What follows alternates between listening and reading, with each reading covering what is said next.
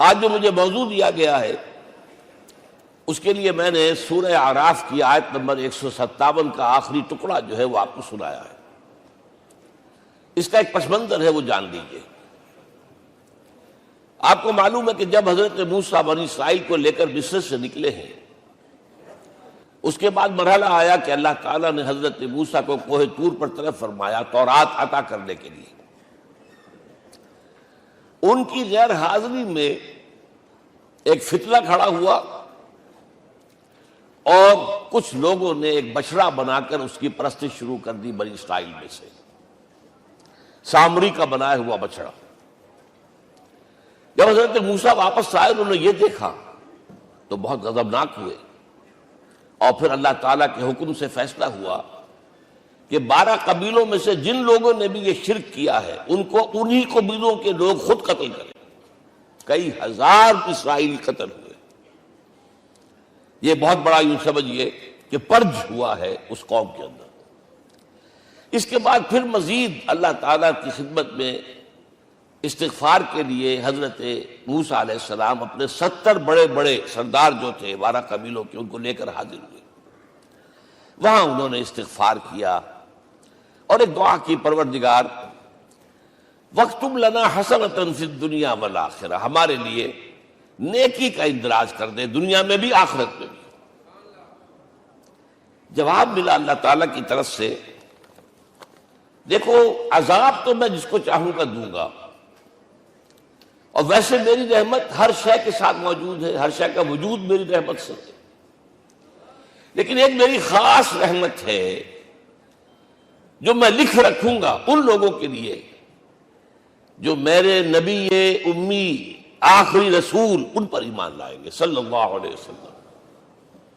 وہ جب آئیں گے اور وہ نیکی کا حکم دیں گے، بدی سے روکیں گے، پاکیزہ چیزوں کو حلال قرار دیں گے، ناپاک چیزوں کو حرام قرار دیں گے، نوع انسانی کے اوپر جو بوجھ تھے جو اس وقت ہوں گے ان کو اتاریں گے۔ وہ جب آئیں گے تو جو لوگ فَالَّذِينَ آمَنُوا بِهِ نمبر 1، وَعَزَّرُوهُ نمبر 2، وَنَصَرُوهُ نمبر 3، وَاتَّبَعُوا النُّورَ الَّذِي أُنزِلَ مَعَهُ أُولَٰئِكَ هُمُ الْمُفْلِحُونَ۔ جو لوگ ان پر ایمان لائیں گے ان کی تعظیم اور توقیر کریں گے، ان کی مدد کریں گے، اور جو نور ان کے ساتھ نازل کیا جائے گا یعنی قرآن، اس کی پیروی کریں گے، وہ ہوں گے جو فلاح پانے والے ہوں گے، میری خصوصی رحمت سے حصہ ان کو ملے گا۔ اب یہاں پہلے تو دعا کر لیجئے، اللہم ربنا اجعلنا منہم، اے اللہ ہم سب کو ان میں شامل فرما دے جو تیرے نبی کے ساتھ تعلق کی ان 4 بنیادوں کی شرائط کو پورا کر سکے، تقاضوں کو پورا کر سکے۔ اب ذرا ان میں سے ایک ایک کو لیجئے۔ ایمان جانی پہچانی چیز ہے، ایمان جسے کہتے ہیں، اس کی تشریح میں جانے کی ضرورت نہیں، وقت بھی محدود ہے، لیکن ایک بات سمجھنے کی ہے بہت ضروری۔ ایمان کے 2 لیول ہیں۔ ایک قانونی ایمان ہے جس کی بنا پر ہم ایک دوسرے کو مسلمان سمجھتے ہیں، اس کا تعلق اقرار باللسان کے ساتھ ہے، زبان سے کہنا اشہد ان لا الہ الا اللہ وحدہ لا شریک لہ واشہد ان سیدنا و مولانا محمد عبدہ ورسولہ۔ کوئی ہندو تھا، سکھ تھا، پارسی تھا، عیسائی تھا، یہ کلمہ کہے اور اسلام میں آ گیا۔ لیکن یہ زبانی کلامی ایمان جو ہے یہ انسان کی سیرت و کردار پر اثر انداز نہیں ہو سکتا۔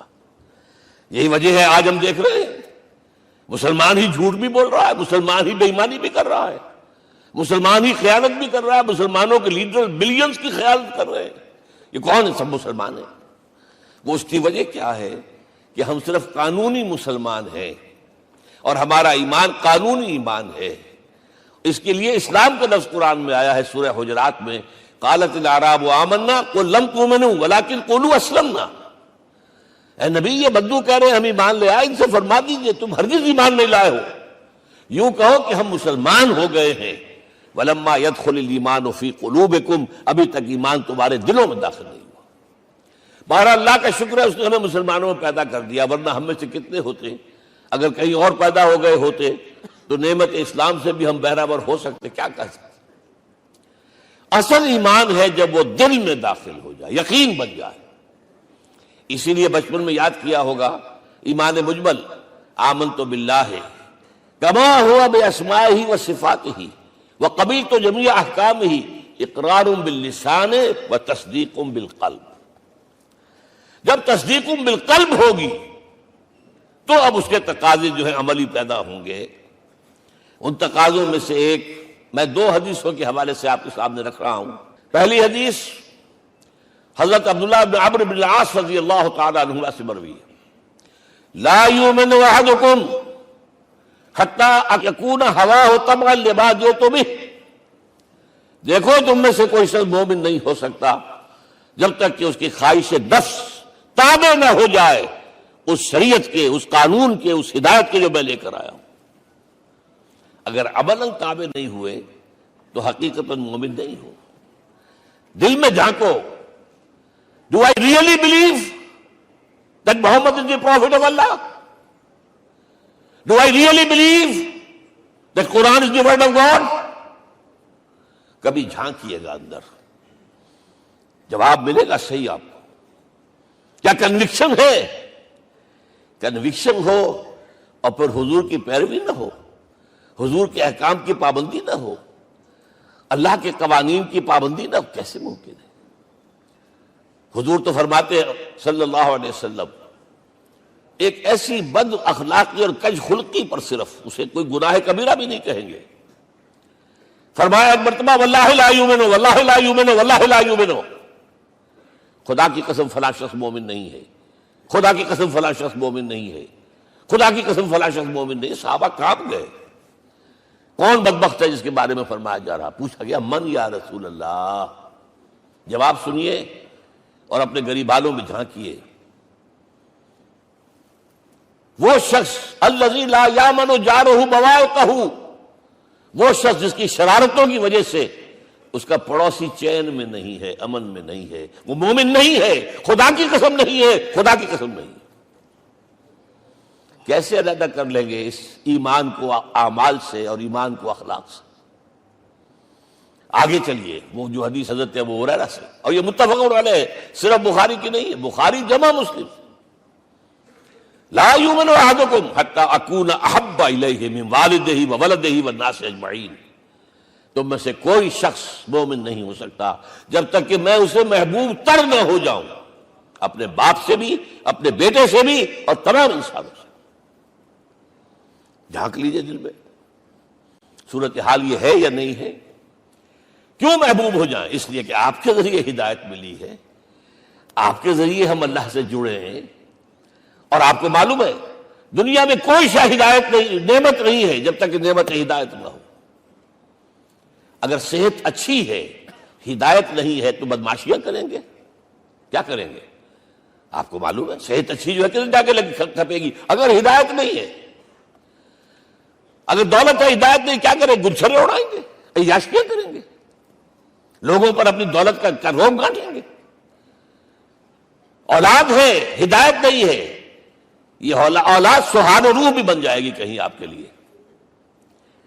کوئی شے نعمت نہیں ہے جب تک کہ نعمت ہدایت نہ ہو، اور ہدایت ہمیں ملی محمد الرسول اللہ صلی اللہ علیہ وسلم کے ذریعے۔ تو آپ سے بڑھ کر محبوب کون ہوگا؟ اس کے ضمن میں ایک بڑا پیارا واقعہ آتا ہے۔ حضرت عمر سے پوچھتے ہیں حضور ایک مرتبہ، عمر تمہیں مجھ سے کتنی محبت ہے؟ اندازہ کیجئے کہ اس قدر اپنائیت کسی سے ہوتی ہے تب یہ سوال ہوتا ہے، عمر تمہیں مجھ سے کتنی محبت ہے؟ عرض کیا حضور مجھے آپ دنیا کے ہر انسان سے زیادہ محبوب ہیں۔ فرمایا اور اپنی جان سے؟ ذرا سا توقف کیا، دل میں جھانکا، ہاں حضور اب میں یہ بھی کہتا ہوں کہ میری جان سے بھی زیادہ عزیز ہے مجھے۔ آپ نے فرمایا الان عمر اب پہنچے ہو جو مقام ہے، اب درکار ہے، جو مطلوب ہے۔ تو محبت اس درجے کی، اطاعت اس درجے کی اگر نہیں ہے تو ایمان نہیں ہے۔ ہاں قانونی ایمان ہے، اب مسلمان ہے، اللہ کا شکر ہے، بہت بڑا فضل ہے۔ اب اگلے بات پر آئیے، الضروح، ان کی توقیر، ان کی تعظیم کرے۔ یہ تعظیم کس درجے میں؟ اب وقت بہت کم ہے، میں صرف آپ کو سورہ حجرات سے مثال دے رہا ہوں. فرمایا گیا یا ایھا الذین آمنوا لا ترفعوا اصواتکم فوق صوت النبی ولا تجہروا لہ بالقول کجہر بعضکم لبعض ان تحبط اعمالکم وانتم لا تشعرون. اے ایمان والو، کبھی اپنی آواز کو حضور کی آواز سے بلند تر نہ کر دینا. کبھی جس طرح بلند آواز سے ایک دوسرے سے بات کرتے ہو ایسے نہ کر بیٹھنا، مبادا تمہارے سارے اعمال حق ہو جائیں اور تمہیں پتہ بھی نہ چلے.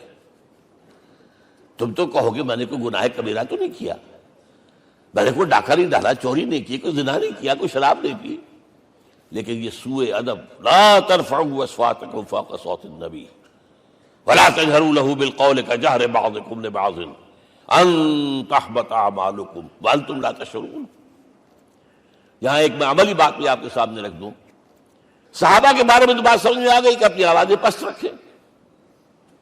ہم کیسے کریں؟ ہمارا ایک طرز عمل ہونا چاہیے. اگر کسی گفتگو میں کوئی شخص کہ حضور نے یہ فرمایا ہے، کبھی یہ نہ کہے میں نہیں مانتا. ہاں توقف کر لیں، بھائی میں تحقیق کروں گا کہ واقعی یہ حدیث صحیح ہے یا نہیں ہے. ٹھیک، ضروری نہیں کہ جو کہہ دے مان لیں آپ. محدثین نے کتنی محنتیں کر کر کے چھانٹی کی ہے، لہذا یہ. لیکن فوراً اگر آپ بتا نہیں میں نہیں مانتا، یہ عقل کے خلاف ہے، یہ فلاں ہے، یہ وہ ہے، یہ ہے کہ جو آپ سوء ادب کے مرتکب ہو رہے ہیں نبی اکرم صلی اللہ علیہ وسلم کی بارگاہ میں. ہاں توقف کریں، غور کریں، تحقیق کریں، معلوم ہو کہ یہ حدیث پختہ نہیں ہے، مستند نہیں ہے، پھر دوسری بات ہے. اور یہ جان لیجئے ہمارا جو معاشرہ ہے اس کا ایک قانونی جو ہے احاطہ ہے. یہ بھی سورہ حجرات کی پہلی آیت ہے، یا ایھا الذین آمنوا لا تقدموا بین یدی اللہ ورسولہ. اللہ اور اس کے رسول کے احکام کا دائرہ ہے، اس کے اندر اندر رہو، باہر نہیں نکل سکتے. لیکن اس دائرے کے اندر ایک مرکزی شخصیت جس کی دل آویزی، جس کا حسن سلوک، جس کا حسن کردار، جس کا حسن اخلاق مرکز بن جائے، تمام لوگوں کی جذباتی محبت کا مرکز بن جائے، اگر یہ نہیں ہوگا تو معاشرہ مضبوط نہیں ہوگا. محض قانون اور دستور پر معاشرہ مضبوط نہیں ہوتا. کسی شخصیت، اب آپ کو معلوم ہے آخر ہندوستان کے معاشرے میں گاندھی کا ایک مقام ہے کہ نہیں ہے؟ آخر یہ سارا معاملہ چل رہا ہے اسی کے گرد کے نہیں؟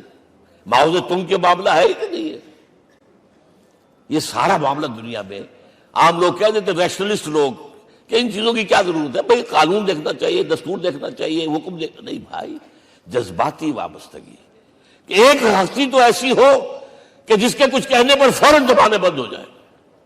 اور اس کا نقشہ میں سعودی عرب میں دیکھتا ہوں، اگر وہاں کے دو بدو لڑ رہے ہوں سخت اور ایک دوسرے کو کھانے کو دوڑ رہے ہوں، کوئی شخص کہتے صلی علی النبی، فوراً خاموش. معلوم ہوتا ہے آگ کے اوپر کسی نے پانی ڈال دیا، خاموش، صلی علی النبی، صرف یہ کہنے سے. یہ جذباتی وابستگی اگر محمد سے نہیں ہے صلی اللہ علیہ وسلم تو آپ کا معاشرہ کبھی مضبوط نہیں ہوگا. یہ مرکزی شخصیت، یہ مرکز ہے. اسی لیے ان کے احترام کا یہ درجہ ہے، کیونکہ اس سے کیا ہوگا؟ تمہارا شیرازہ بکھر جائے گا. اگر ان کے ساتھ جذباتی محبت نہیں ہوگی تمہارا شیرازہ بکھر جائے گا. یہ آیا معاملہ. اب میں آپ کو بتانا چاہتا ہوں تہذیب. ہمارے ہاں اصل میں بدقسمتی سے ہم سیرت کی تقریریں کرتے ہیں، حضور کی عظمت بیان کرنے کی کوشش کرتے ہیں. کچھ لوگ تو خیر حضور کی زلفیں ہیں، حضور کی آنکھیں ہیں، حضور کی کملی ہے، حضور کا سایہ نہیں تھا وغیرہ، یہ باتیں اپنی جگہ ہے، ہر چیز ٹھیک ہے. لیکن یہ جان لیجئے حضور کی اصل عظمت ایک نبی اور رسول کی حیثیت سے ہے، اور وہ شے وہ ہے جہاں جبرائیل کے بھی پر جل رہے ہیں. اس کی حقیقت کون جانتا ہے؟ میں ایک مثال دے رہا ہوں آپ کو کہ حضور 100 میں مثال رکھا کرتے تھے. آج روزہ رکھا، شام کو افطار نہیں کیا، وہ رات کو چل رہا ہے روزہ، اگلے روز پھر وہ کنٹینیو کر رہا ہے شام تک. 2 دن کا 100 میں مثال، 3 دن کا بھی رکھتے تھے. صحابہ نے اجازت چاہی، حضور ہمیں بھی اجازت دے دیں. نہیں، آج کے حضور آپ تو رکھتے ہیں، ہمیں منع کرتے ہیں۔ اب سنیے، ایکم مثلی، تمہیں سے کون ہے مجھ جیسا؟ ابھی تو اندر ربی، میں تو اپنے رب کے پاس رات گزارتا ہوں۔ ہوا یطعمنی ویسقین، وہ مجھے کھلاتا اور پلاتا ہے۔ کیا سمجھیں گے ہم؟ کیا ہماری سمجھ میں آئے گا؟ یہ معاملہ نبوت کے جو اسرار اور رموز ہیں، ان کا جو مقام اور مرتبہ ہے، وہ کوئی نبی پہچان سکتا، غیر نبی تو پہچان ہی نہیں سکتا۔ ایک ڈاکٹر کا کیا مقام ہے اپنے فن میں، وہ کوئی ڈاکٹر ہی سمجھ سکے گا نا، غیر ڈاکٹر کہاں سمجھے گا؟ اور حقیقت میں وہی سمجھے گا جو اس سے بھی اوپر کا ڈاکٹر ہے، نیچے والا تو نہیں سمجھ سکتا۔ جو کمتر ہے وہ تو صرف اوپر دیکھے گا، اللہ اللہ خیر صلی اللہ۔ جو اوپر ہے اور ظاہر ہے محمد سے اوپر کوئی نہیں صلی اللہ علیہ وسلم۔ یہی وجہ ہے، دیکھیے شیخ سعدی کو کیا کہنا پڑا، یا صاحب الجمال و یا سید البشر من وجهك المرير قد نور القمر لا يمكن الثناء كما كان حقه بعد از خدا بزرگ توئی قصہ مختصر۔ اے محمد صلی اللہ علیہ وسلم، آپ کی ثنا جیسے کہ حق ہے ہو ہی نہیں سکتی۔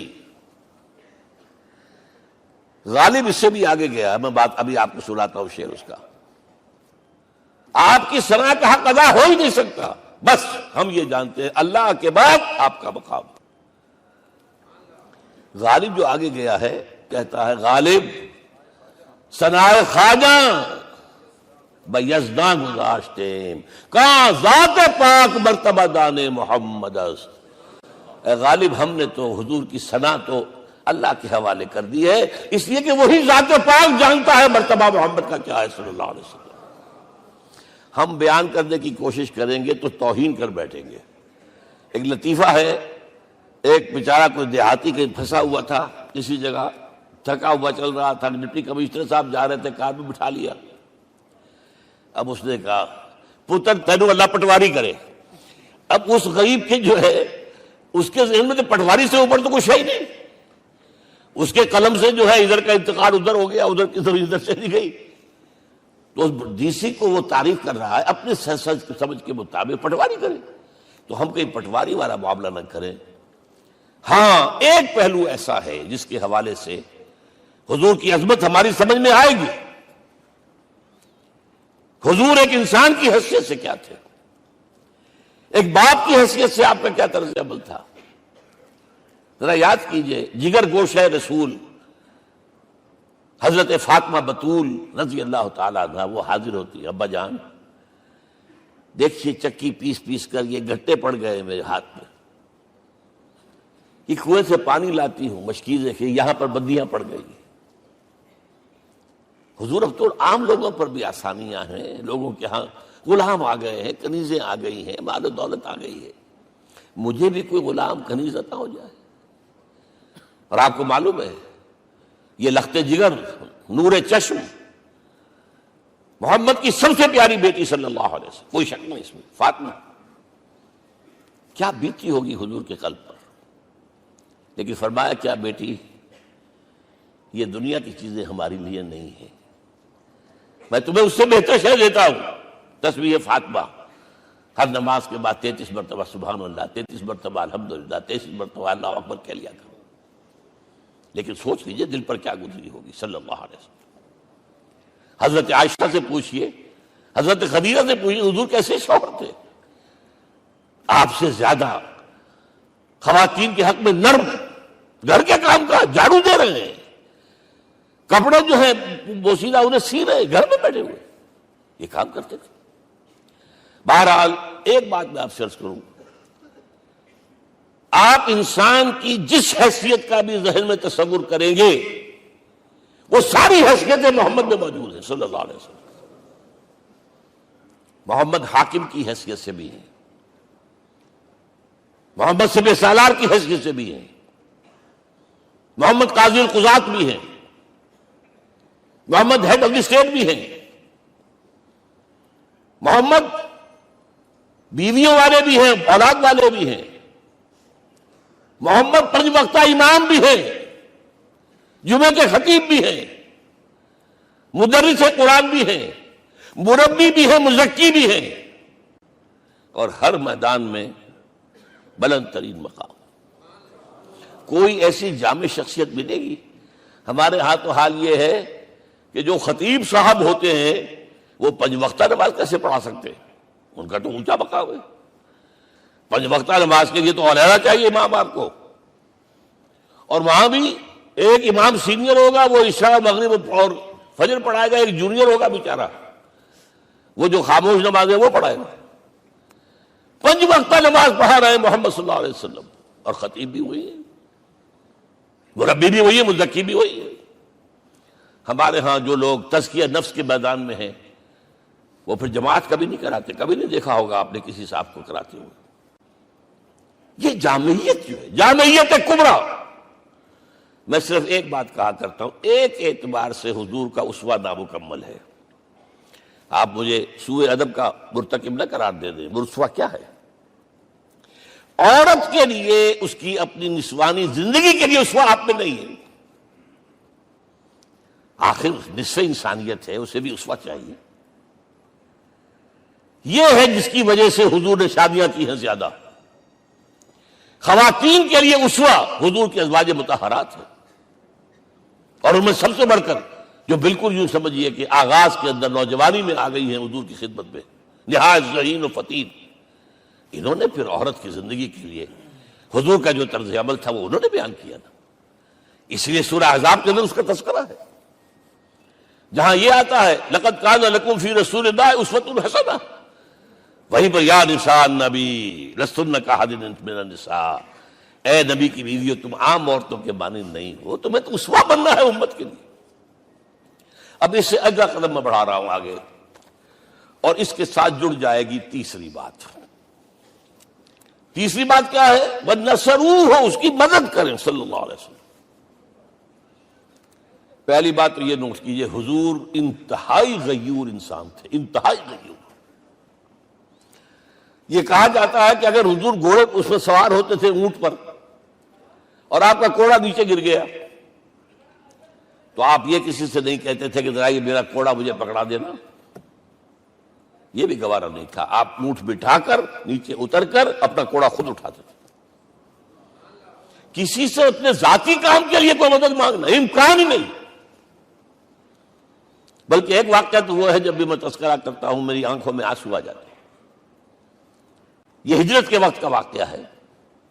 آپ کو معلوم ہے حضور نے تمام مسلمانوں کو مکے سے جانے کی اجازت دے دی، چلے جاؤ مدینے، چلے جاؤ مدینے، آپ خود تھے موجود، اس لیے کہ رسول اپنے مقام کو نہیں چھوڑ سکتا وداؤٹ ایکسپریس پرمیشن فرام اللہ سبحانہ و تعالی۔ اب حضرت ابوبکر پوچھ رہے ہیں حضور اجازت آ گئی؟ نہیں آئی۔ آ گئی؟ نہیں آئی۔ دن گزر رہے ہیں۔ حضرت عائشہ کی روایت ہے ایک روز ہم نے دیکھا دوپہر کے وقت آ رہے ہیں حضور، کپڑے سے اپنا سر جو ہے ڈھانپا ہوا ہے۔ عرب میں دوپہر کے وقت وزٹ کرنا جو ہے یہ ان کے خلاف دستور ہے، ان کی تہذیب کے خلاف، یہ قیلولے کا وقت ہوتا۔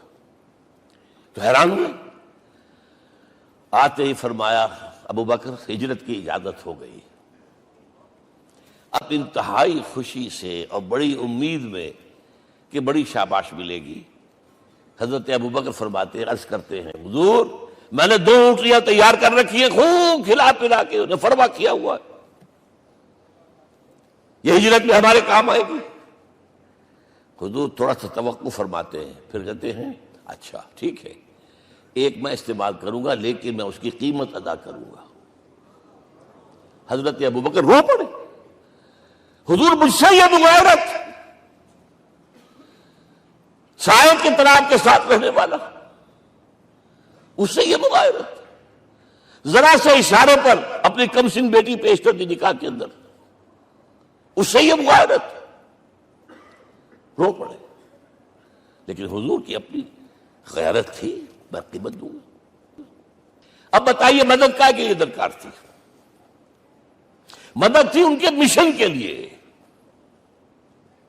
مشن 2 حصوں میں تھا، اس کو جانیے، آج کچھ علمی باتیں آ رہی ہیں۔ حضور کے مشن کے 2 حصے، ایک ابتدائی جو تمام انبیاء اور رسول کا تھا، ایک تکمیلی جو صرف محمد کا صلی اللہ علیہ وسلم۔ ابتدائی کیا ہے؟ اللہ کی طرف دعوت، تبلیغ۔ جو دعوت قبول کر لیں ان کے لیے بشارت، بشیر کہ تمہارے لیے آخرت میں جنت ہے، نعمتیں ہیں۔ رد کر دیں ان کے لیے نذیر، خبردار کرنے والے، جہنم کے لیے تیاری کر لو۔ داعی اللہ، اللہ کی طرف بلانے والے، سراجا منیرا، روشنی کے چراغ۔ یہ حیثیتیں مشترک ہے تمام انبیاء کرام۔ تمام انبیاء بشیر بھی تھے، نذیر بھی تھے، داعی بھی تھے، سراج منیر بھی تھے، اگرچہ ان تمام حیثیتوں میں بھی حضور کا سب سے اونچا مقام علیحدہ نمایاں ہے، لیکن حیثیتیں بنیادی طور پر مشترک۔ ایک حیثیت تکمیلی، اور وہ کیا ہے؟ اے نبی، جو دین آپ کو دیا گیا ہے صرف تبلیغ نہیں، صرف تعلیم نہیں، اس کو قائم کر کے دکھاؤ ایک نظام زندگی کی حیثیت سے۔ 3 مرتبہ قرآن میں یہ الفاظ حضور کے لیے آئے ہیں، هو الذی ارسل رسولہ بالہدی ودین الحق لیظہرہ علی الدین کلہ۔ 3 دفعہ سورہ توبہ میں یہ الفاظ آئے، سورہ صف میں یہ الفاظ آئے، سورہ فتح میں یہ الفاظ آئے۔ وہی اللہ جس نے بھیجا ہے اپنے رسول کو صلی اللہ علیہ وسلم، الہدا، قرآن حکیم، ہدایت کاملہ، اور نمبر 2 دین حق۔ یہ 2 چیزیں دے کر بھیجا، کس لیے؟ تاکہ اس دین کو غالب کرے پورے نظام زندگی پر۔ یہ معاملہ ذرا سوچئے، اور یہ حضور کے لیے 3 دفعہ، اور کسی اور نبی کے لیے 1 دفعہ بھی نہیں۔ قرآن مجید کے اس نقطے کو ذہن نشین کر لیجیے۔ اصل میں یہ کیا ہے؟ اسے ہم یوں کہیں گے، ایک ہے نبوت و رسالت، ایک ہے تکمیل نبوت و رسالت۔ ہمارے ہاں ختم نبوت کے اوپر تو زور دیا گیا ہے، اور صحیح دیا گیا ہے، ایمان کا ہمارا جز ہے۔ حضور کے بعد کسی نے بھی دعویٰ کیا نبوت کا، وہ جھوٹا، کذاب، دجال۔ جس نے مانا وہ بہرحال دائرہ اسلام سے خارج ہے، اور جو بھی کچھ ہوا کرے وہ۔ یہ چونکہ قانونی بات تھی، اس لیے اس کا حق ادا کیا علماء کرام نے۔ واقعہ یہ ہے کہ اس میں کوئی کمی نہیں رکھی، لیکن حضور کی فضیلت اس میں نہیں ہے۔ فرض کیجئے کہ نبوت چلی آ رہی تھی ہموار طور پر، ایک جگہ آ کے ختم ہو گئی، تو فضیلت کون سی ہوئی؟ نہیں، نبوت و رسالت تدریجاً ترقی کرتے ہوئے اپنے نقطۂ عروج کو پہنچ کر ختم ہوئی۔ یہ ہے فضیلت۔ اب آپ سوچئے، الہدا دیا گیا حضور کو، تو کیا تورات میں ہدایت نہیں تھی؟ سورہ اعراف کی آیت ہے، سورہ مائدہ کی، انا انزلنا التوراۃ فیہا ھدی ونور۔ ہم نے نازل کی تھی تورات، اس میں ہدایت بھی تھی، نور بھی تھا۔ ہم مانتے ہیں اللہ کی کتاب تھی۔ وہی فرمایا ہے انجیل فیہ ھدی ونور، اس میں ہدایت بھی تھی، نور بھی تھا۔ پھر یہ الہدا قرآن آیا۔ یہ کیا ہے؟ ہدایت نے درجہ بدرجہ ترقی کرتے ہوئے قرآن میں آ کر کامل ہو گئی، ہدایت کامل۔ وجہ کیا ہے؟ انسان کا شعور بھی تو درجہ بدرجہ بڑھا ہے۔ ایک وقت تھا ہمارا بچپن تھا، فکر کے اعتبار سے، سوچ کے اعتبار سے، علم کے اعتبار سے، ہمارے آباء و اجداد کبھی جو رہتے تھے غاروں کے اندر یا کبھی آئے ہیں تو کیا تھا ان کے پاس؟ اب اس وقت جو ہے کسی کو آپ پرائمری کے بچے کو پی ایچ ڈی ڈاکٹر رکھ دیجئے ٹیوٹر، تو کیا پڑھائے گا تو وہی جو پرائمری کا بچہ سمجھ سکے۔ لہذا وہ جو کہا گیا تھا آدم کو اس زمین کی خلافت دیتے، فَإِمَّا يَأْتِيَنَّكُم مِّنِّي هُدًى فَمَن تَبِعَ هُدَايَ فَلَا خَوْفٌ عَلَيْهِمْ وَلَا هُمْ يَحْزَنُونَ۔ یہ ہدایت رفتہ رفتہ آئے گی، آئے گی، آئے گی، آئے گی۔ اور یہ بات جان لیجئے، پروفیسر ڈاکٹر محمد شریف نے جو کتاب لکھی ہے فلسفے کی تاریخ پر، اس میں بتایا ہے کہ 1200 برس انسانی تاریخ کے بہت ہی پروڈکٹیو ہے فلسفیانہ فکر کے لیے۔ From 600 BC to 600 AD 1200 years, سارے فلسفے اسی میں پیدا ہوئے۔ سقراط، مختار، افلاطون اور یہ سب نکل گیا، کنفیوشس بھی آ گیا، تاؤ بھی آ گیا، اور بدھ بھی آ گیا، جین بھی آ گیا، سب آ گئے، سب آ گئے۔ گویا کہ انسان جب کچھ سوچ سکتا تھا، جتنا سوچ سکتا تھا سوچ چکا، اور یہ بھی سنا دوں، حضرت عیسیٰ نے کہا تھا اپنے حواریوں سے، ڈپارٹنگ جو میسج تھا، مجھے ابھی تم سے اور بھی بہت باتیں کرنی تھی لیکن تم ان کا تحمل نہیں کر سکو گے، جب وہ فارقلیت آئے گا صلی اللہ علیہ وسلم تو تمہیں سب کچھ بتائے گا۔ لہذا جب انسان بلوغت کو پہنچا ہے فلسفیانہ فکر کے اعتبار سے، تب، اور یہ بھی نوٹ کر لیجئے، بہت اہم بات کہہ رہا ہوں، چند مہینے غار حرا کی تنہائیوں میں اللہ تعالیٰ نے حضور کو وہ سارا ذہنی سفر طے کرایا ہے۔ کیا کرتے تھے حضور جا کر غار حرا میں؟ کبھی سوچا آپ نے؟ اگر آپ یہودیوں میں پیدا ہوئے ہوتے تو یہودی طرز پر آپ عبادت کرتے، اگر کہیں عیسائیوں میں پیدا ہوتے تو عیسائیوں کی طرف پر آپ تو نہیں تھے، آپ تو پیدا وہ مشرکین میں شرک کرنے کا امکان ہی نہیں آپ کے لیے، تو کیا کرتے تھے؟ حدیث کے الفاظ یہ یتحنث فی، وہاں جا کر عبادت کرتے تھے۔ اب شارحین حدیث نے بہت عمدہ لکھا ہے، کانا صفت تعبدہ فی غار حرا التفکر والاعتبار، غار حرا میں آپ کی عبادت فکر، غور و فکر، تفکر و اعتبار، جس کی میں تعبیر یہ کر رہا ہوں، جس کو کہا کبھی اکبر الہ آبادی نے، خدا کے کام دیکھو بعد کیا ہے اور کیا پہلے، نظر آتا ہے مجھ کو بدر سے غار حرا پہلے۔ تم غار حرا کو نہیں جانتے، مصطفیٰ اندر حرا خلوت گزید، قوم آئین و حکومت آفرید۔ The most productive part of the period life of Muhammad is that which he passed in غار حرا۔ فکر کی ساری جو ہیں بلندیاں طے کی، تب آیا ہے اقرأ باسم ربک، اب اللہ کا الہدیٰ شروع ہوا ہے۔ اچھا، اسی طرح نمبر 2، دین حق مکمل ہوا ہے۔ ورنہ جب ہم کبھی غاروں میں رہتے تھے کسی میونسپلٹی کا بھی سوال نہیں، نظام کسے کہیں گے؟ پھر یہ ہے کہ قبائلی نظام آیا، چلیے ایک شیخ ہے اس کا کہنا ماننا ہے سب کو، کچھ نظام تو بن گیا نا، اور نظام جہاں آئے گا جکڑ بندی ہو جائے گی۔ اب تم فلاں قبیلے کے شخص ہو، اس کا قبیلے کا سردار یہ، تمہیں حکم ماننا پڑے گا، اس قبیلے کی روایت یہ ہے، تمہیں پیروی کرنی پڑے گی، you have to do it whether you like it or not۔ پھر آپ کی سٹی اسٹیٹس وجود میں آئی، پھر امپائرز وجود میں آ گئے، 400-500 برس سے رومن امپائر، 400-500 برس سے ایرانین امپائر عرب کے اوپر ایسے تھی جیسے افغان کے سر کے اوپر بہت بڑا جو ہے پگڑ رکھا ہوتا ہے۔ کتنا بڑا ہوتا ہے؟ وہ کسی نے شعر کہا بھی تھا، مجھے تو اب یاد نہیں، کہ سر پہ باندھے ہوئے پورا افغانستان۔ میرا خیال ہے ضمیر جعفری۔ تو کیا تھا یہ جزیرہ نما عرب، یہ جزیرہ کہلاتا، الجزیرہ، الجزیرہ، اس لیے کہ نیچے آپ کو معلوم ہے بحیرہ عرب، ادھر جو ہے خلیج آ رہی ہے آخر تک، ادھر سے بحیرہ قلزم جا رہا ہے، اور پھر خلیج عقبہ آ گئی ہے، تو یہ سارا جو ہے جزیرہ نما ہے، اس سے پہلے نہیں سنا۔ لیکن عرب اوپر 2 اور ہیں، عراق عرب، شام عرب۔ عراق عرب پر قبضہ ایران کا، شام عرب پر رومیوں کا۔ اور جب یہ سلطنتیں بن گئیں تو گویا کہ انسان شکنجے میں آ گیا۔ ظلم، محنت کرے کسان، عیش کرے جاگیردار، اور بادشاہ محل بنائے، لگان وہاں سے آ رہا ہے۔ از جفائے دے خدایاں کشتے دہ خانہ خراب، کرگے پر بیٹھا ہوا کوئی کھدر بن رہا ہے، ٹیکس دو۔ بادشاہ محل بھی بنائے گا، عیاشیاں بھی کرے گا، سارا نسوانی حسن جو ہے کوہ قاف کا لے آئے گا اپنے ہاں، اور پھر فوج بھی رکھے گا، ذرا تم نے گردن اٹھائی تو تمہاری سرکوبی کرنے کے لیے فوج تیار ہے۔ یہ جب جکڑ بند آئی ہے انسان پر، تب محمد کو بھیجا گیا ہے۔ دلی بیٹ، اسے آزاد کرانے والا، دین حق دیا گیا۔ یہ دین حق قرآن مجید میں اسی لیے کہا گیا، یہ میں کہہ رہا ہوں تکمیل رسالت النبوت۔ الیوم اکملت لکم دینکم واتممت علیکم نعمتی ورضیت لکم الاسلام دینا۔ آج میں نے تمہارے لیے تمہارے دین کو کامل کر دیا ہے، یہ مکمل نظام زندگی ہم نے دیا ہے، پہلے تھا ہی نہیں۔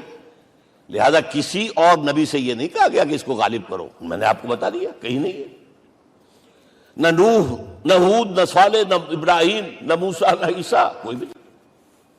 اور حضور سے کہا گیا یہ دین اب غالب کرو۔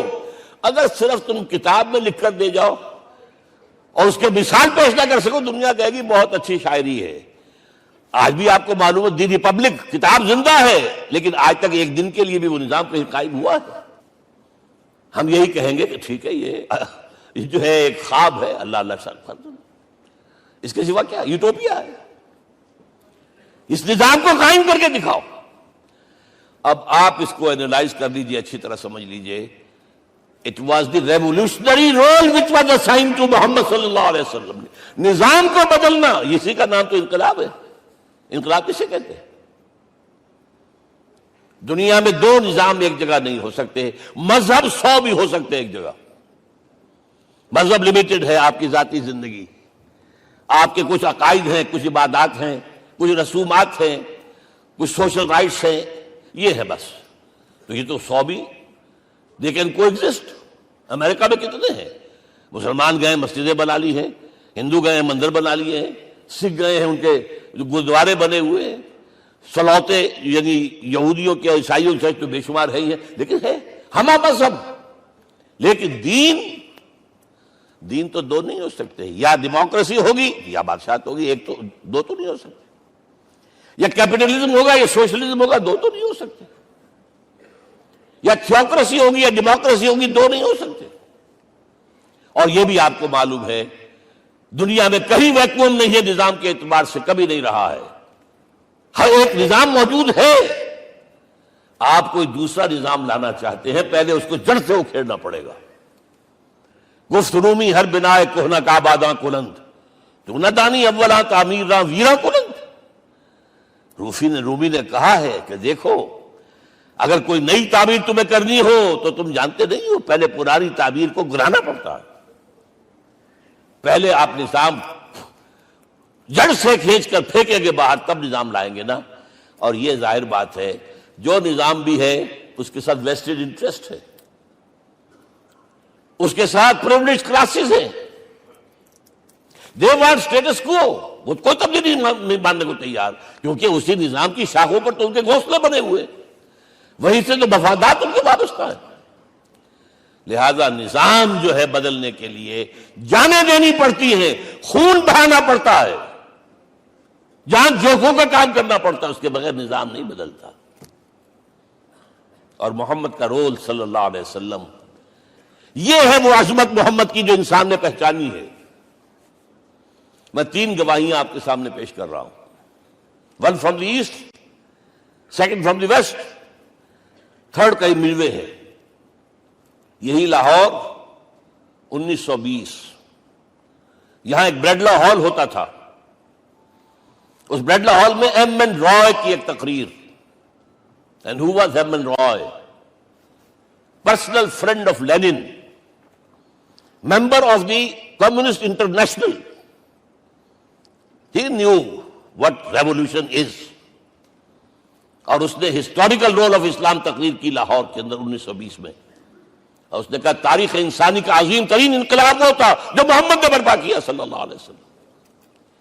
میں تو اس کی ذہانت کی داد دیے بغیر نہیں رہا۔ اس نے کہا بعض مورخین یہ جو فتوحات کی ہیں صحابہ کرام نے، ان کو سمجھ بیٹھتے ہیں جیسے اٹیلا نے فتوحات کی ہیں یا چنگیز خان نے کی ہے یا کسی اور، کہاں وہ کہاں یہ، وہاں صرف تباہی آتی تھی۔ اور محمد صلی اللہ علیہ وسلم کے پیروکاروں نے جب دنیا فتح کی ہے، نئی تہذیب دی ہے، نیا تمدن دیا ہے، نیا نظام دیا ہے، روشنی دی ہے، علوم کو تازہ کیا ہے، علوم ایجاد کیے ہیں۔ یہ ہے وہ انقلاب جو محمد نے برپا کیا صلی اللہ علیہ وسلم۔ یہ کتاب آج بھی ہندوستان میں چھپتی ہے، بمبئی میں، دی ہسٹوریکل رول آف اسلام۔ اور میں سمجھتا ہوں کہ ہندو ہے، کمیونسٹ ہے اور گواہی دے رہا ہے۔ دوسرا، یہ تو چونکہ بڑی ریسنٹ پاسٹ کی بات ہے، ڈاکٹر مائیکل ہارٹ ایک کتاب لکھتا ہے دی 100، اس کا سب ٹائٹل کیا ہے؟ A selection and gradation of the 100 most influential personalities of the human race, human history.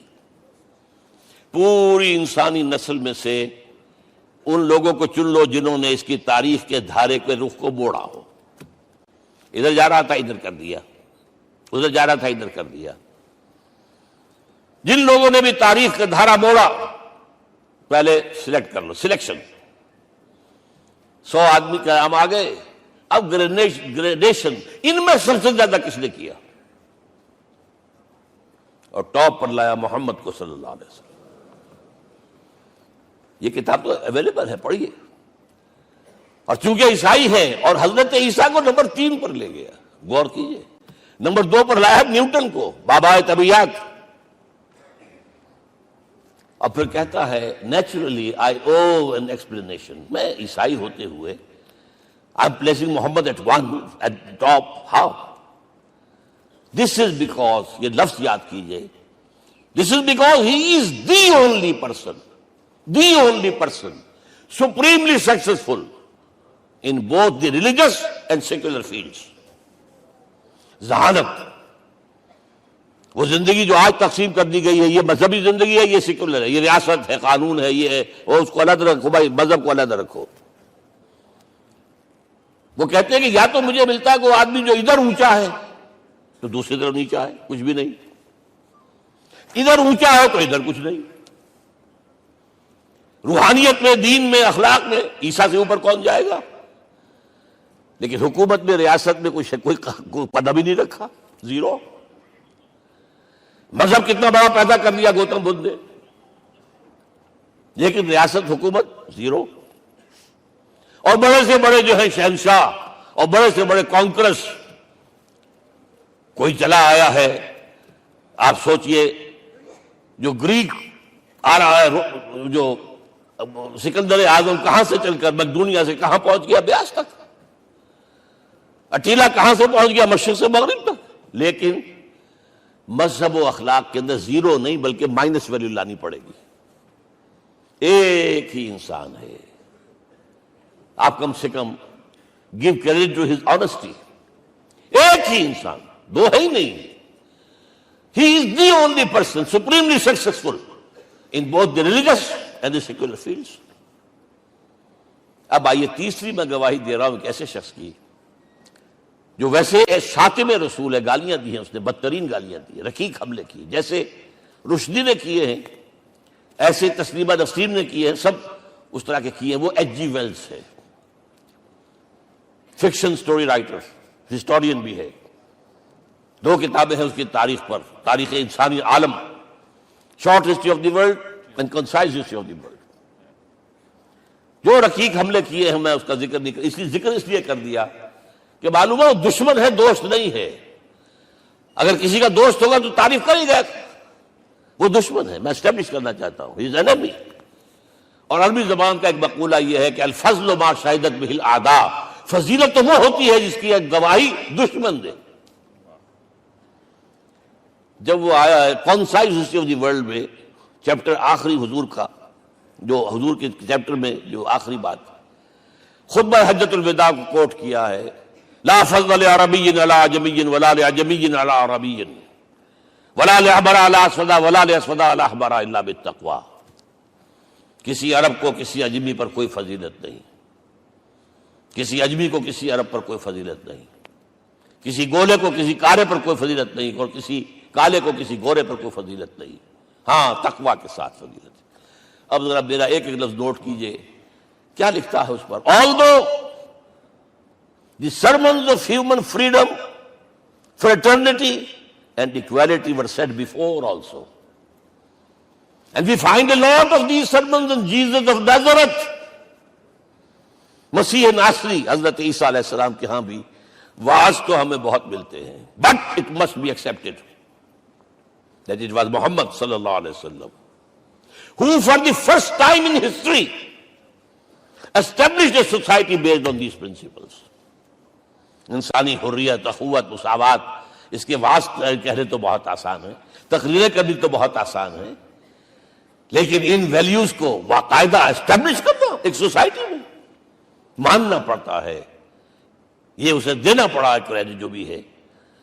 لیکن ایک بات نوٹ کر لیں، مبادہ کہیں آپ میرے بارے میں سوء ظن ہو جائے، تازہ ایڈیشن جو اب اویلیبل ہے اس میں سے یہ نکال دیے گئے ہیں. آج کے جو ان کے ایڈیٹرز ہیں ان کے حلق سے نیچے نہیں اتر رہے. اتنی بڑی حقیقت. آپ پنجاب لائبریری یا پبلک لائبریری سے جا کے پرانا ایڈیشن لیجئے، concise history of the world کے اندر آپ کو یہ الفاظ مل جائیں گے. Although the sermons of human fraternity, Freedom and equality were said before also. And we have a lot of these sermons in Jesus of Nazareth. But it must be accepted that it was Muhammad sallallahu alaihi wasallam who for the first time in history established a society based on these principles.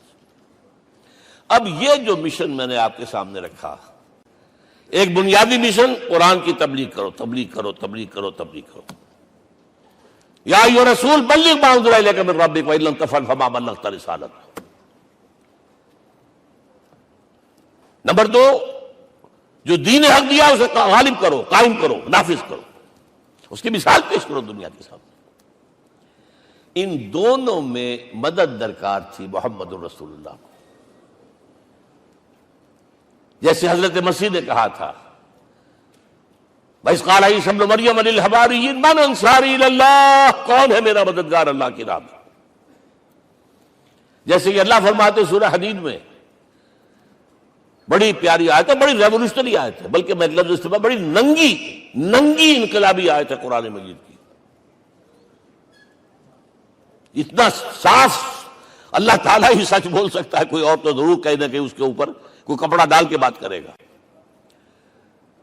آیت number 25 of سورۃ الحدید، لقد ارسلنا رسلنا بالبینات، ہم نے اپنے رسولوں کو بھیجا واضح نشانیوں کے ساتھ، معجزات کے ساتھ. وانزلنا معهم الکتاب والمیزان، ان کے ساتھ کتاب اتاری، شریعت اتاری، میزان اتاری، نظام اتارا.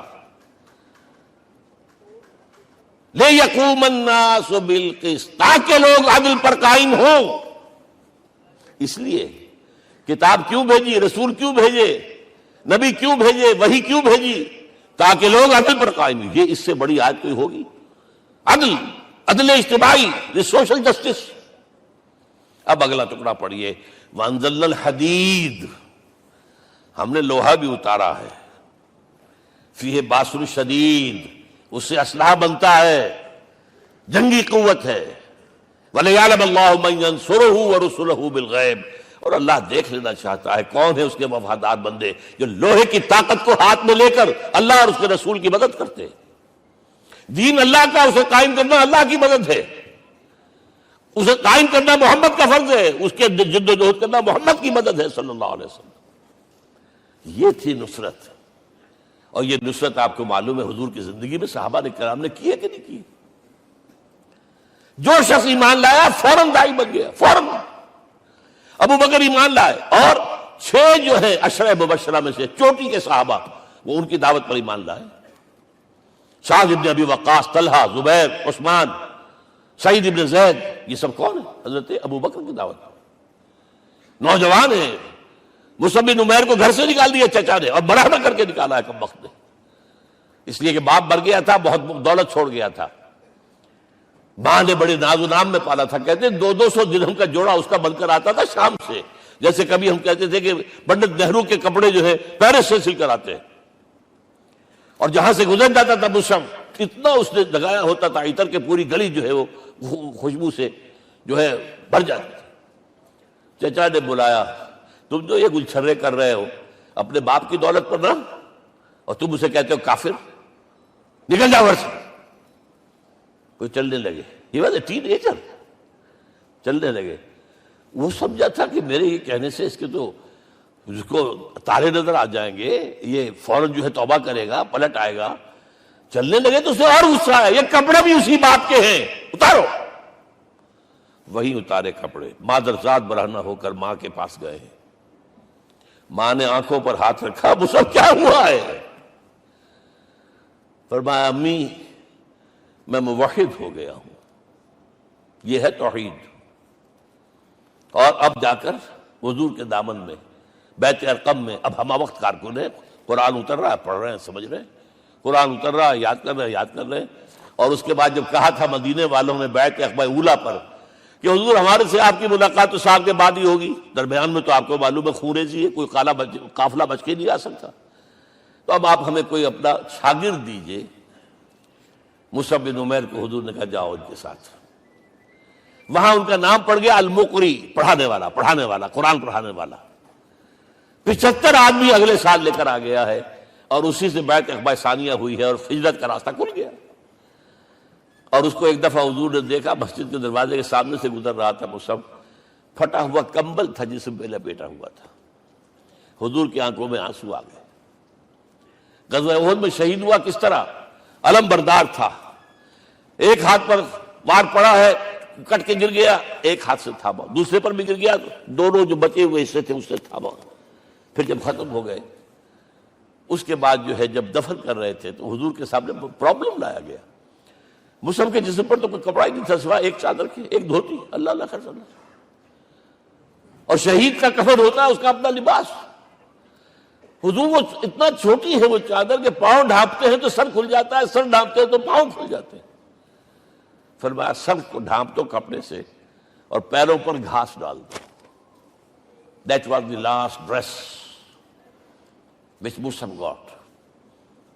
تو یہ لوگ جو تھے محمد رسول اللہ والذین معہ، یہ ساتھی حضور کے جنہوں نے حضور کے مشن میں آپ کا ساتھ دیا.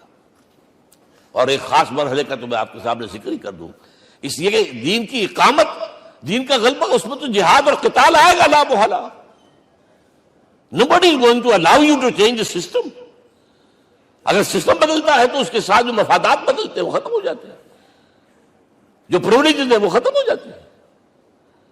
لہذا جب غزوہ بدر کا مرحلہ آیا ہے، حضور نے مجلس شورا منعقد کی اور آپ نے جو وحی سے آپ کو بتا دیا گیا تھا، دیکھو ایک قافلہ آ رہا ہے شمال سے، مال غنیمت سے لدا پھدا ہے اور 50 صرف اس کے ساتھ محافظ ہیں. ایک لشکر آ رہا ہے جنوب سے ویل کانٹے سے لیس، اور اللہ نے وعدہ کیا ہے کہ ایک پر ضرور تمہیں فتح دے گا، بتاؤ کدھر چلے. یہ اصل میں کسی بھی سپہ سالار کے لیے وقت ہوتا ہے کہ اپنے ساتھیوں کے مورال کا اندازہ کرے. کچھ ہوں گے ہم جیسے کمزور بھی، انہوں نے کہا کہ حضور پہلے قافلے کی طرف چلے، آسانی سے فتح بھی ہو جائے گی اور ہتھیار مل جائیں گے. ہمارے پاس تو ہتھیار بھی نہیں ہے، گنتی کے لوگوں کے پاس تلواریں بھی نہیں سب کے پاس، تو 50 آدمیوں کے ہتھیار تو ملیں گے. پھر لشکر سے نپٹ لیں. اب حضور کہہ رہے ہیں اشیرونی اشیرونی اشیرونی. حضرت مقداد بن اسود کھڑے ہوتے، حضور ہمیں موسیٰ کے ساتھی نہ سمجھیے جنہوں نے کہہ دیا فَاذْهَبْ أَنْتَ وَرَبُّكَ فَقَاتِلَا إِنَّا هَاهُنَا قَاعِدُونَ. ہم موسیٰ کے ساتھی نہیں ہیں، ہم آپ کے جانثار ہیں. آپ جو آپ کی نیت ہے آپ بسم اللہ کیجیے، ہم آپ کو کیا پتہ ہمارے ذریعے آپ کو اللہ تعالیٰ آنکھوں کی ٹھنڈک عطا فرمائے. حضور پھر فرمایا مجھے مشورہ دو، مجھے مشورہ دو. تب خیال آیا سعد ابن عبادہ رضی اللہ تعالیٰ عنہ کو، جو رئیس انصار تھے، ہو نہ ہو یہ ہماری طرف روئے سخن ہے. کیونکہ بیعت عقبہ ثانیہ جس کے نتیجے میں ہجرت ہوئی ہے اس میں طے یہ ہوا تھا کہ اگر یہ مکے والے مدینے پر حملہ آور ہوں گے آپ کو ختم کرنے کے لیے، ہم آپ کی حفاظت ایسے ہی کریں گے جیسے اپنے بیوی بچوں کی. اور ابھی مدینے پر حملہ ہوا نہیں ہے، حضور پری ایمپٹ کر رہے ہیں، باہر نکل کر مقابلہ کرنا چاہ رہے ہیں. تو گویا کہ انصار کور نہیں ہوتے اس کے اندر، اس لیے بار بار اشیرونی، مجھے مشورہ دو. اب سعد بن عبادہ کھڑے ہوتے ہیں، کأنک تعنینا یا رسول اللہ صلی اللہ علیہ وسلم. اے اللہ کے رسول شاید آپ کا روئے سخن ہماری جانب ہے. فإنا آمنا بک وصدقناک، ہم آپ پر ایمان لا چکے ہیں، ہم نے آپ کی تصدیق کی، اب ہمارے پاس چوائس کون سا ہے؟ اگر آپ آگے چلیں ہم پیچھے چلیں گے، اگر برق الغماد تک پہنچیں گے ہم اپنی اونٹنیوں کو دبلا کر دیں گے. یمن کا آخری شہر جو ہے برق الغماد، اور اگر آپ ساحل سمندر پر کھڑے ہو کر اپنی سواری سمندر میں ڈالیں گے ہم بھی ڈال دیں. بہرحال یہ مراحل ہیں کہ جن سے گزر کر حضور نے اللہ کے دین کو غالب کیا اور قائم کیا، اور اس ہر سطح پر، ہر مرحلے پر صحابہ کرام نے آپ کا ساتھ دیا.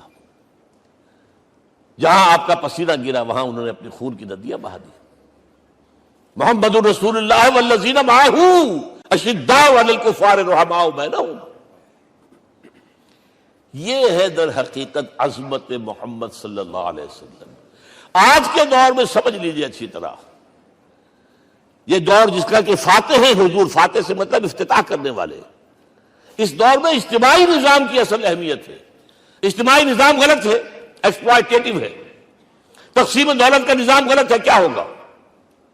ایک طرف دولت جمع ہوگی، ایکومولیشن آف ویلتھ، ایک طرف بھوک، افلاس، فاقہ ہوگا. شاہ ولی اللہ دہلوی کہتے ہیں کہ جس معاشرے میں تقسیم دولت کا نظام غلط ہو جائے یہ دو دھاری تلوار ہے، دو دھاری، دونوں طرف کاٹتی ہے۔ ایک طرف دولت جمع ہوگی تو عیاشیاں ہوں گی، بدماشیاں ہوں گی، گلچرے ہوں گے، وہ بھی خراب، معاشرے کے لیے خراب۔ اور ایک طرف فقر ہوگا اور بھوک ہوگی اور فاقہ ہوگا، یہ بھی خراب۔ اس لیے کہ حضور فرماتے ہیں کاد الفقر ان یکون کفرا، فقر تو انسان کو کفر کی حد تک پہنچا دیتا ہے، لہذا فقر کو کل نظام کو توڑنا ہوگا۔ یہ الفاظ شاہ ولی اللہ دہلوی رحمۃ اللہ علیہ کے، جو 12ویں صدی ہجری کے مجدد۔ اس نظام کو بدلنا، اب آپ سوچئے حضور صلی اللہ علیہ وسلم نے جب اپنے اس مشن کی تکمیل کر لی، تو میں اب دو باتیں آپ کو بتا رہا ہوں۔ چونکہ حضور کی بعثت صرف عرب کے لیے نہیں تھی، صرف عربوں کے لیے نہیں تھی، صرف ملک عرب کے لیے نہیں تھی۔ اگر یہ ہوتا تو آپ کا کام مکمل ہو گیا تھا، پورے عرب میں اللہ کی حکومت قائم ہو گئی، ایک ایک شخص تک قرآن پہنچ گیا۔ لیکن 5 جگہ قرآن میں آیا ہے وَمَا أَرْسَلْنَاكَ إِلَّا كَافَّةً لِلنَّاسِ بَشِيرًا وَنَذِيرًا، ہم نے نہیں بھیجا آپ کو مگر تمام انسانوں کے لیے بشیر اور نذیر بنا کر۔ لہذا کام مکمل نہیں ہوا۔ اقبال کہتا ہے وقت فرصت ہے کہاں، کام ابھی باقی ہے، نور توحید کا اتمام ابھی باقی ہے۔ یہ بھی تکمیل رسالت کا مظہر ہے کہ حضور سے پہلے کوئی رسول پوری نوع انسانی کے لیے نہیں بھیجا گیا، آپ پہلے رسول ہیں اللہ کے اور آخری جو پوری نوع انسانی کے لیے بھیجے گئے۔ حضرت عیسیٰ نے بھی یہی کہا تھا اپنے حواریین سے، تو سینٹ پال نے اسے تبلیغی مذہب بنایا ہے۔ انجیل میں اب بھی الفاظ موجود ہیں کہ I have been sent in search of the lost sheep of the house of Israel، میں تو اسرائیل کے گھرانے کی کھوئی ہوئی بھیڑوں کی تلاش میں بھیجا گیا ہوں، صرف بنی اسرائیل کے لیے۔ قرآن بھی کہتا ہے رسولا الی بنی اسرائیل، واحد رسول ہیں جو پوری دنیا کے لیے بھیجے گئے۔ اچھا کہہ دینا تو آسان ہو گیا، اس کا مطلب کیا ہے؟ جب تک پوری دنیا پر اللہ کا دین غالب نہ ہو، محمد کا مقصد بعثت ہنوز شرمندہ تکمیل ہے، اور یہ ہوگا، اس کی خبر دی ہے۔ یہ ایک تحفہ میں لے کر آیا آپ کے لیے، 8 صفحے ہیں، لیکن یہ سمجھیے کہ یہ سونے کے حروف سے شر لکھے ہوئے ہیں، وہ احادیث، وہ آیات جن میں حضور نے خبر دی ہے کہ پوری دنیا پر اللہ کا دین غالب ہوگا۔ ہو نہیں سکتا کہ دنیا ختم ہو جائے اور محمد کا مقصد بعثت ابھی مکمل نہ ہو، ناممکن۔ جن آیات کو پڑھیے، ان میں پھر احادیث پڑھیے۔ میں صرف 2 حدیثیں آپ کو سنا دوں۔ ایک میں حضور نے اپنے زمانے سے لے کر قیامت تک کے 5 ادوار گنائے ہیں، آپ پڑھ لیجیے گا، ٹیکسٹ ہے یہ، اور خدا کے لیے اس کی قدر کیجیے گا، یہ آیات ہیں، احادیث پھینک نہ دیجیے خدا کے لیے کہیں۔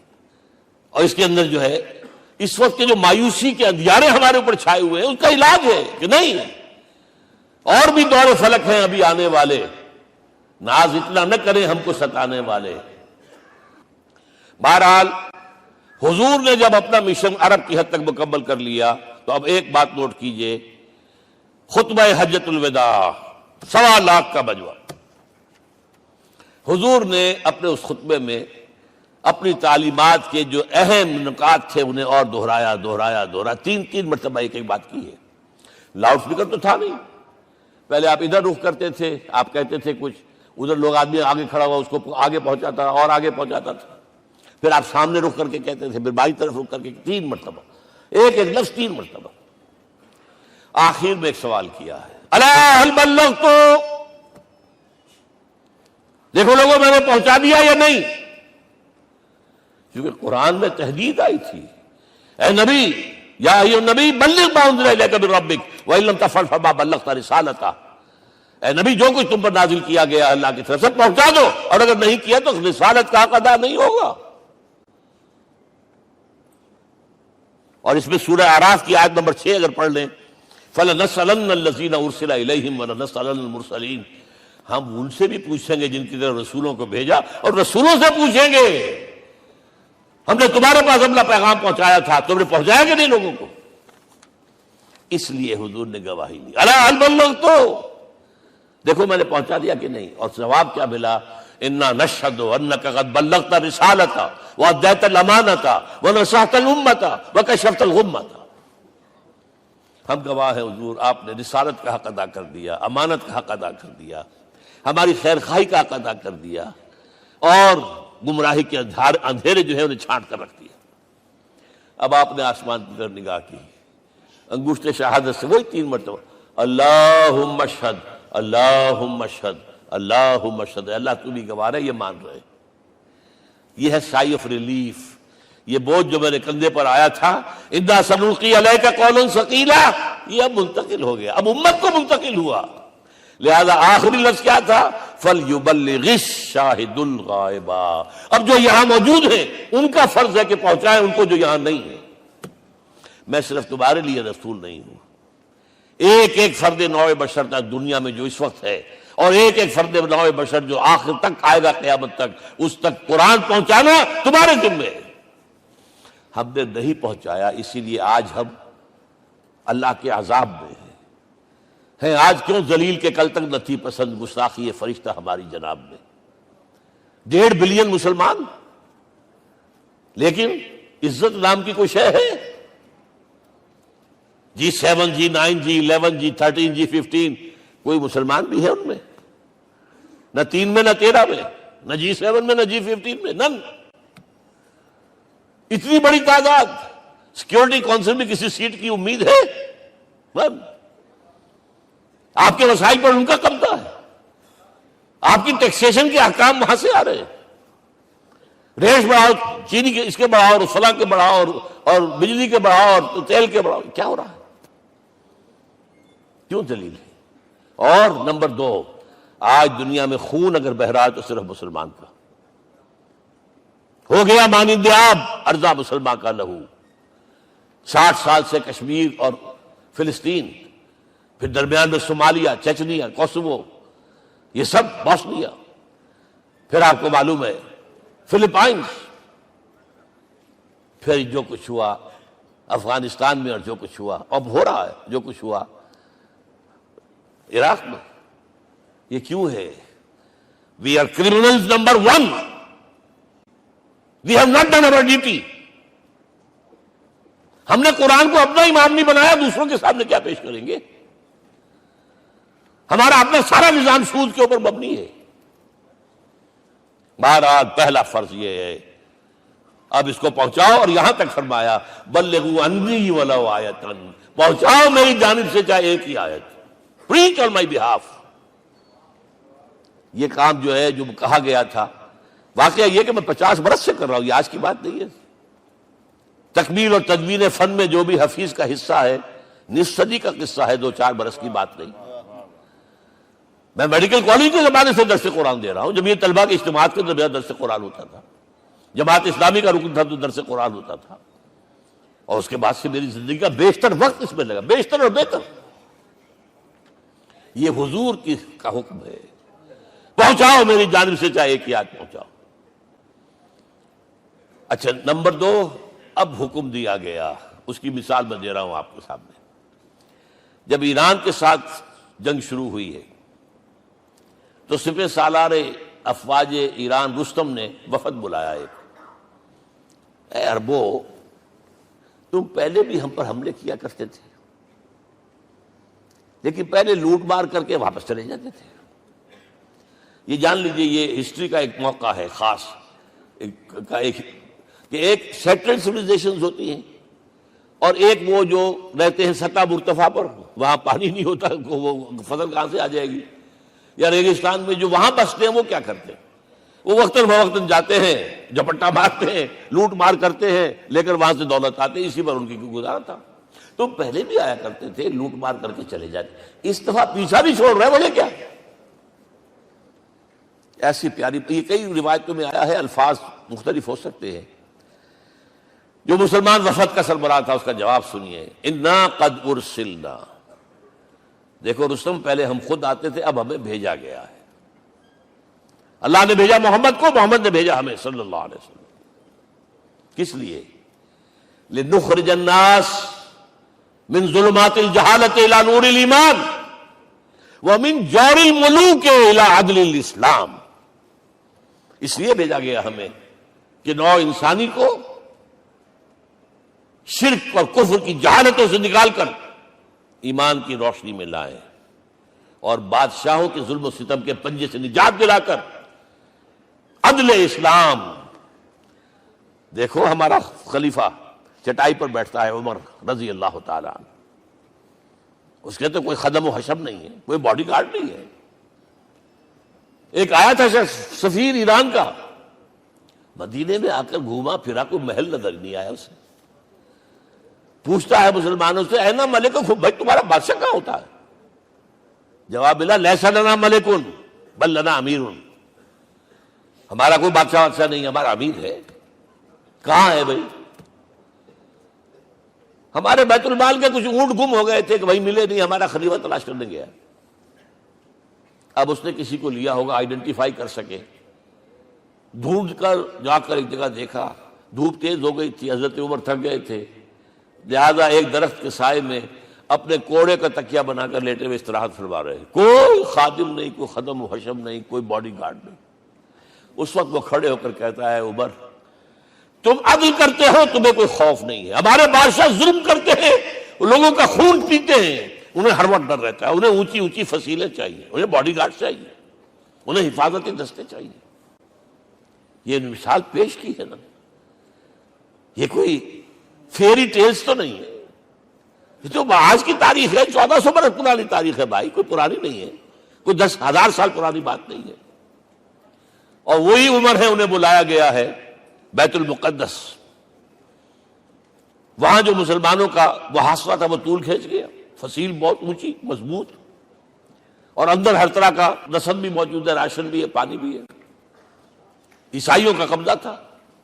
عیسائی پادری آئے فصیل پر، مسلمانوں تم اگر قیامت تک بھی یہاں پڑے رہے محاصرہ کر کے، یہ کبھی فتح نہیں ہوگا شہر.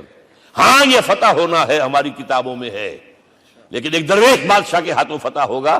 تمہارے اندر ہمیں وہ درویشی نظر نہیں آ رہی. وہ چونکہ کچھ عرصہ ہو گیا تھا، شام میں پہنچ گئے تھے، خربوزے کو دیکھ کے خربوزہ رنگ پکڑتا ہے، اچھا لباس پہننا شروع کر دیا.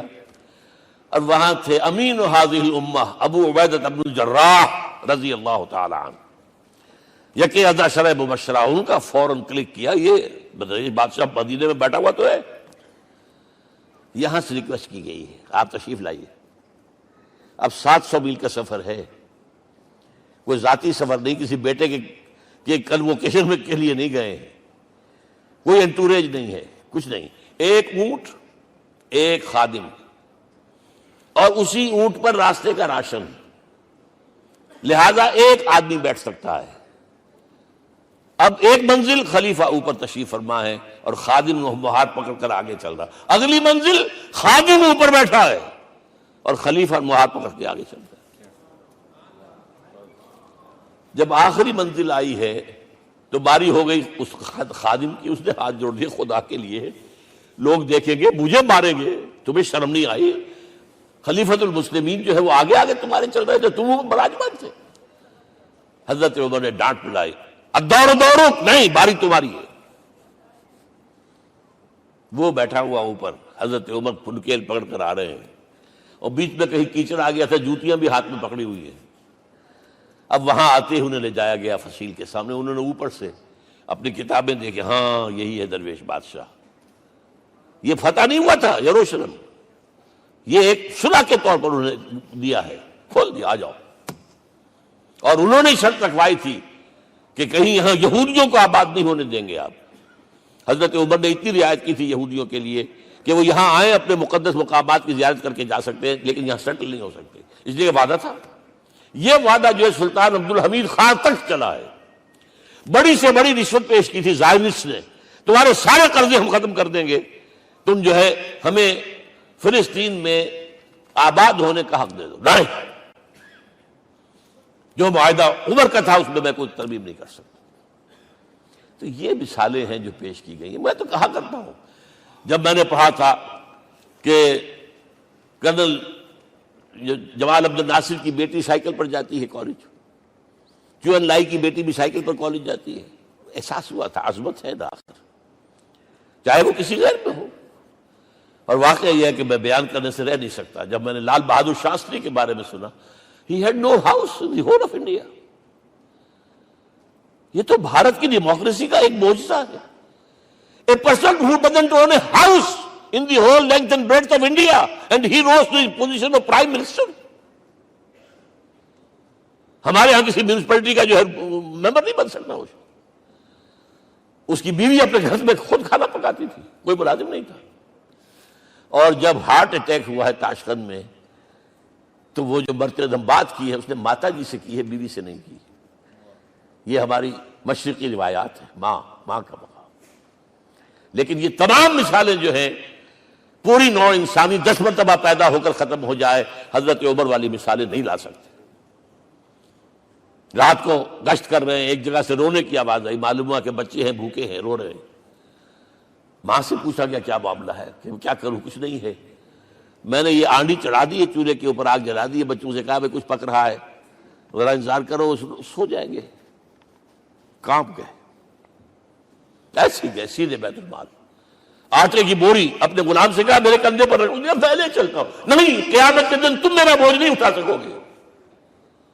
اپنے کندھے پر بوری رکھ کر لائے ہیں، کھانا پکوایا، کھلایا بچوں۔ اب اگر حضور یہ کہے کہ سید القوم خادم ہوں، تو یہ حقیقت تھی کہ نہیں تھی؟ ورنہ اگر یہ مثال نہ آتی تو کہتے جی شاعری تو اچھی ہے، بہت اچھا شعر کہہ دیا، کوئی سردار بھی کبھی خادم ہوا ہے۔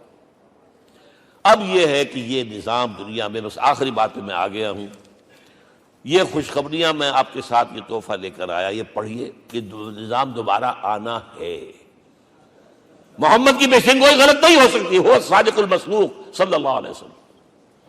اگرچہ ابھی ہمیں اور سزائیں ملنی ہیں، اور سخت سے سختر سزائیں آنی ہیں۔ ابھی آرمگیڈون سر پر تنی ہوئی ہے، کھڑی ہوئی ہے، ملحمۃ العظمیٰ جسے حدیث میں کہا گیا۔ آرمگیڈون پتہ نہیں آپ نے کبھی سنا ہے کہ نہیں سنا ہے؟ یہ بائبل کی آخری کتاب جو ریولیشن جان ہے، اس میں ہے کہ ایک بہت بڑی جنگ ہوگی، گریٹر اسرائیل بنانے کے لیے بہت بڑی جنگ ہوگی، and you set the stage has been set for that۔ NATO تیار اسی کے لیے ہو رہا ہے دوبارہ۔ کس لیے؟ نیٹو چیف سے پوچھا گیا تھا کہ تمہارا دشمن جو تھا USSR تو ختم ہوا، گھٹنوں کے بل پڑا ہوا ہے، اب کس کے لیے اس کو ایکسٹینڈ کر رہے ہو اور آرگنائز کر رہے ہو؟ اب ہمیں مسلم فنڈامنٹلسٹ سے نمٹنا ہے۔ یہ ہے وہ کروسیڈ جو شروع ہوئی۔ یہودی اور عیسائی نیو کنزرویٹوز، نیو کونس، یہ دونوں جڑے ہوئے ہیں، ایک 5 پوائنٹ ایجنڈا ہے ان کا جس پر دونوں کا اتفاق ہے۔ تو ابھی ہم پر بڑے برے وقت آنے ہیں، ہمیں سزائیں ابھی اور ملنی ہیں، لیکن tables will be turned۔ دنیا میں اللہ کا دین قائم ہوگا، چاہے ابھی اور اپس اینڈ ڈاؤنز آئیں گے، لیکن ہوگا، لیکن ہوگی، وہ وقت آئے گا اللہ کا دین قائم ہوگا پوری دنیا میں۔ ایک حدیث میں آپ کو سنانے چلا تھا، حضرت ثوبان سے رضی اللہ تعالیٰ عنہ، مسلم شریف کی روایت ہے۔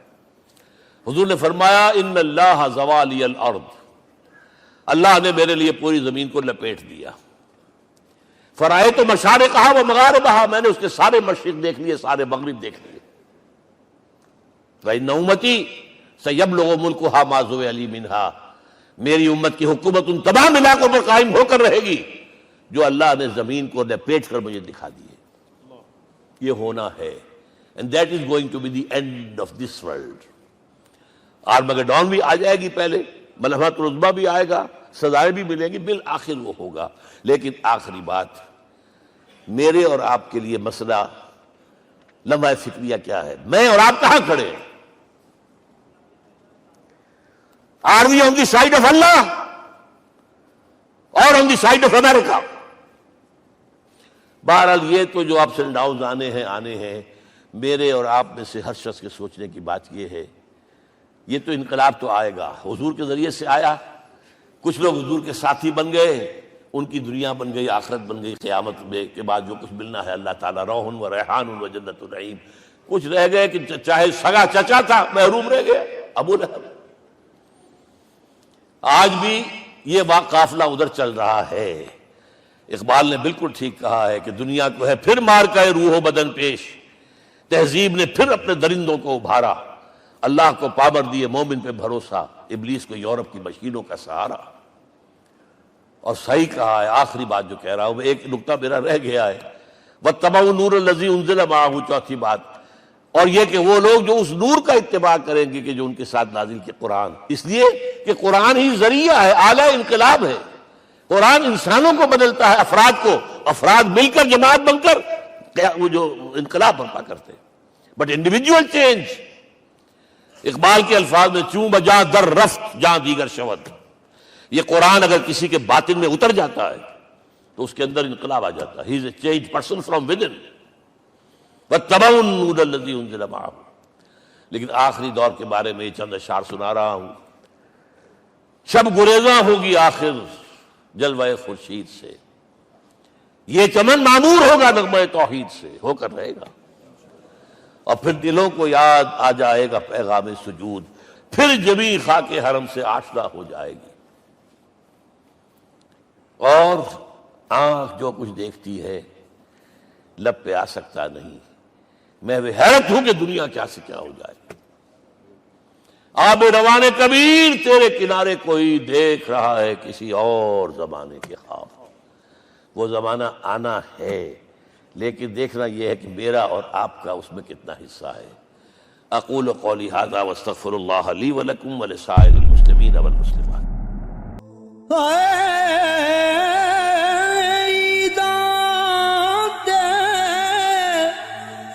شب رات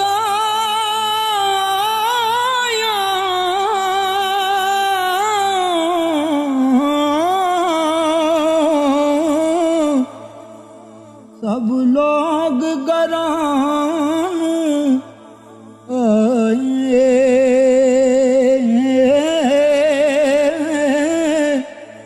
او نہیں آئے او پرت محمد جو آپ ہتھیں دفن. تیرے عشق نچایا، تیرے عشق نچایا، تیرے عشق نچایا کر کے تھیا تھیا. چھیتی بوڑی وے طبیبا نہیں تے میں مر گئیاں. چھیتی بوڑی وے طبیبا نہیں تے میں مر گئیاں. تیرے عشق نچایا کر کے تھیا تھیا.